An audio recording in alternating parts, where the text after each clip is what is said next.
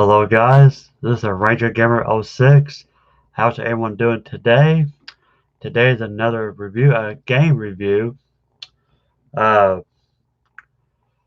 if you haven't subscribed to my channel, please do. Give this video a thumbs up, I would appreciate it. And without further ado, let's get on with this review. But before I begin, as you can see, the title of my video is the fourth game, but I kind of want to get a little history on about the series, start with the first one. It came out years ago, in 1992, Alone in the Dark. Uh, I believe could be considered to most fans the godfather of survival horror games. Now, I used to think it was Resident Evil for a long time until I discovered Alone in the Dark, and I realized Alone in the Dark is what started it. Uh, it was on PC, I think. It was never released on the console. Um, but you could get the bundle, I think 1, 2, and 3 for like $5 on uh, GOG.com or GoodOldGames.com. Uh, so I didn't really play the older one. I played the second one. For some reason, the second one was on PS1, but it was called Alone in the Dark.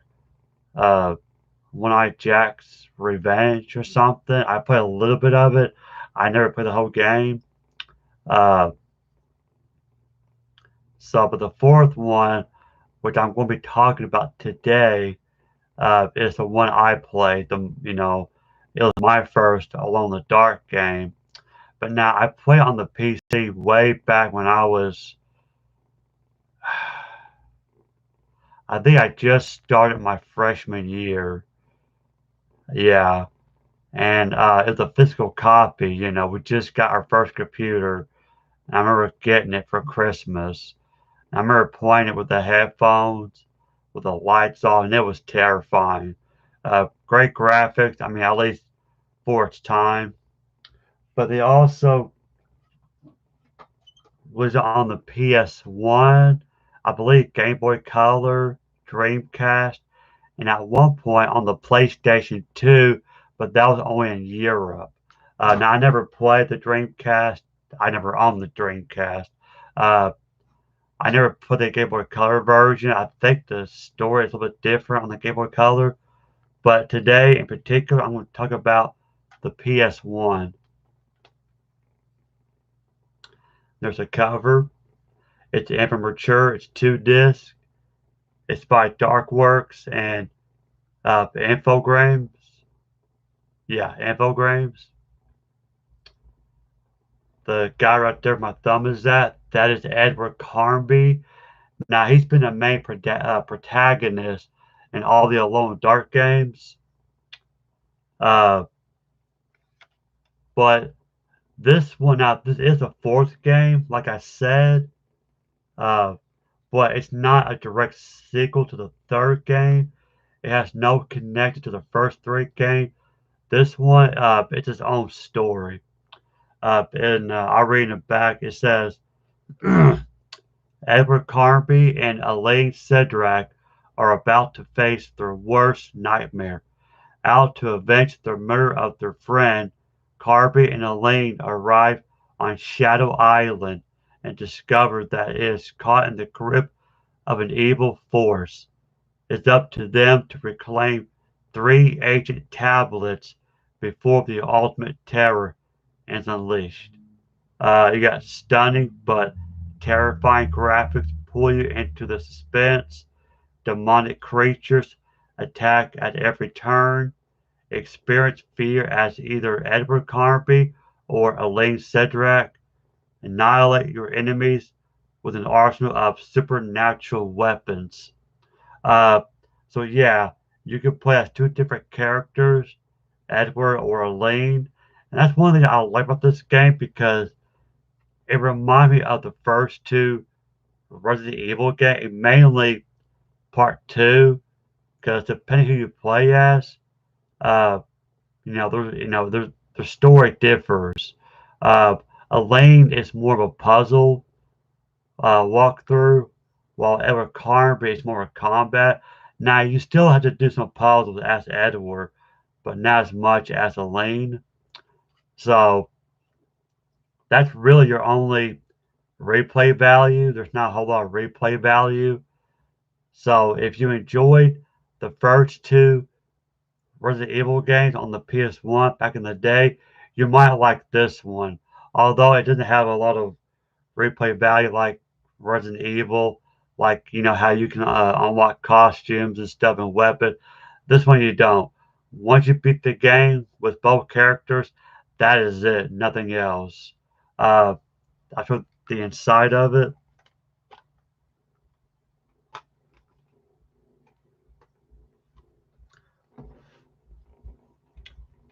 Here's the artwork.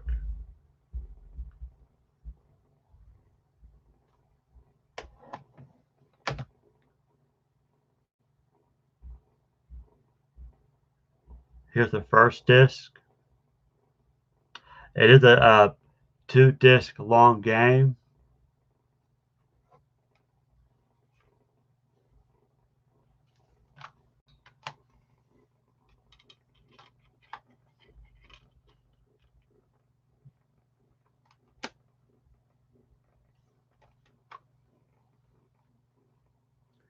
And here is disc 2. Same thing, same color. I think on the PC, uh, there was 4 discs. That's because you had to like install it and all that good stuff. So let's check out the manual.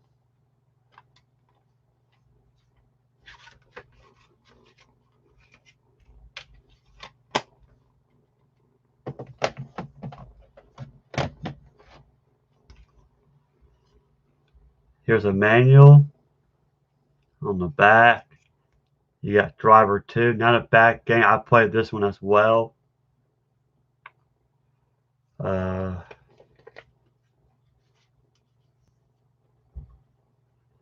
Here's a little introduction. I'll go ahead and read it to you. That way you'll kind of understand more of the story. It says Edward Carnby, private eye of the paranormal, is back. When his best friend, Charles Fisk, is found dead off the coast of Shadow Island, Carnby seeks revenge. Carnby contacts Frederick Johnson and agrees to take over the investigation that led to Fisk's demise.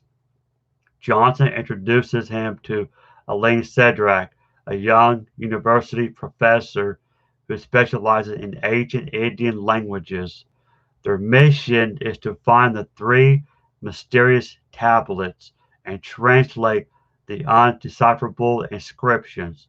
During the flight to the island, it is also revealed that Elaine has personal reasons for going to Shadow Island. As the pilot prepares to land, the seaplane is attacked by a strange unknown force. Carver and Elaine have only one way out: parachute to safety.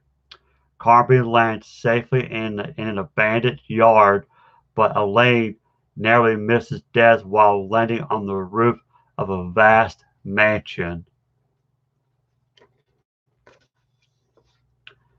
Here are your contents. Here's Edward Carnby. If y'all want to read his little profile, by all means, pause it.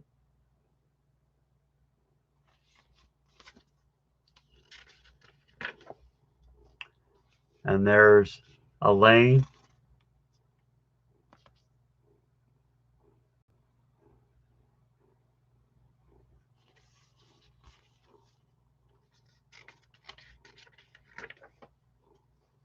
And your controls and your options.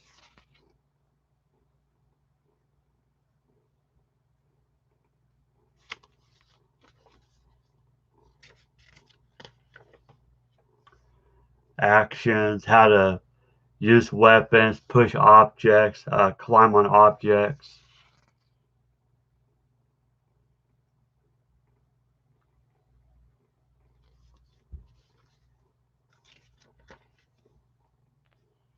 equipment, inventory. Now, you can combine items just like in Resident Evil. The way to save, uh, which is here, this right here is called a save charm, and you'll want to use it wisely because that's how you save your game. And you can use it anywhere you know. There's not like a save spot. You can use the save charm anywhere you're at. It doesn't matter. But if you run out, then you can't save. Here are the credits.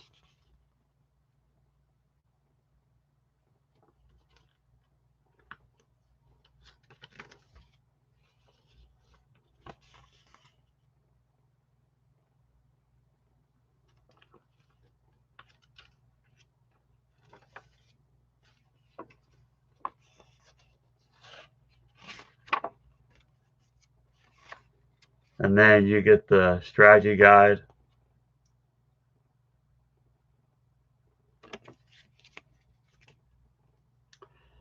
So yeah, it plays a lot like the old school Resident Evil. It's got the tank controls. Gotta love it. Bring back memories. Uh, I recommend. Don't get me wrong. This is a good port, but if you're gonna play this, I highly recommend the PC version. And that's weird that I'm saying that because I'm more of a console guy. But not only because I played this on the PC for the first time, but it's a better experience. It's got better graphics than this. Uh, Plus, with the PC, you can use your headphones, and with the lights off, it's a whole better experience than the PS1 version. But if the PS1 is all you can get, by all means, get it. I think you'll still get an enjoyment out of it. That's unless you enjoy the old Resident Evil. uh, like I said, though, guys, there's not any replay value at all, unlike Resident Evil. Uh, the weapons in this game are very unique. Like Edward Carnby starts out with a double barrel revolver, and then later you get the triple shotgun, grenade launcher. So yeah, it's really cool stuff. It's got great creepy music. The soundtrack in this game is creepy music, great atmosphere, dark. You could now when you're in most places, any rooms or anywhere, there'll be a light switch and you can turn that on. The monsters are afraid of light, okay? They are born from the shadows. So when you turn a light on, it kills them, at least in some rooms. It seems like the main hallway, it doesn't seem to affect it, but I can't remember. But yeah, if you turn a light on, it kills certain enemies. Of course, you get a flashlight you can turn on and off. Uh, but yeah, I recommend the PC version. The best place to get it is goodoldgames.com. That is GOG.com, GOG, but it stands for Good Old Games. Because the Steam version is messed up, from my understanding. 'Cause I remember playing it, and like the screen was just blank. Like I could hear the sound, but like the cutscenes weren't there. It was just a mess. So if you're going to get on the PC, go to goodoldgames.com. Again, you can get Alone in the Dark 1 and 3. I believe it's $5 for the whole pack, I think. Or maybe it's $5 a piece. I can't remember. Because Steam has it way too expensive. It's like $14.99 a piece. That's too much for an old game. So yeah, this right here, this series is considered the godfather of Resident Evil. Now, of course, now this came out 2001, and it takes place that year. So yeah, so this came out.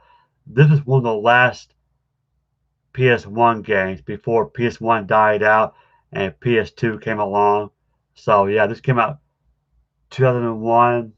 I think I got just started my freshman year when I first played this.